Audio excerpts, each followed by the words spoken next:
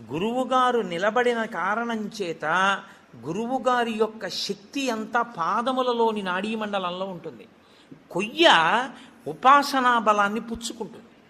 పుచ్చుకుని ఇబ్బంది లేకుండా సాధకుడిని కాపాడుతుంది. అందుకే కొయ్యపీట మీద కూర్చుంటారు. కొయ్య పాదుకలు వేసుకొని జగద్గురువులు తిరుగుతారు.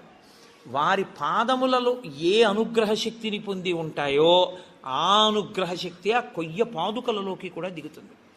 పాదుకలకి పూజ ఒకటి, పాదములకు పూజ ఒకటి కాదు.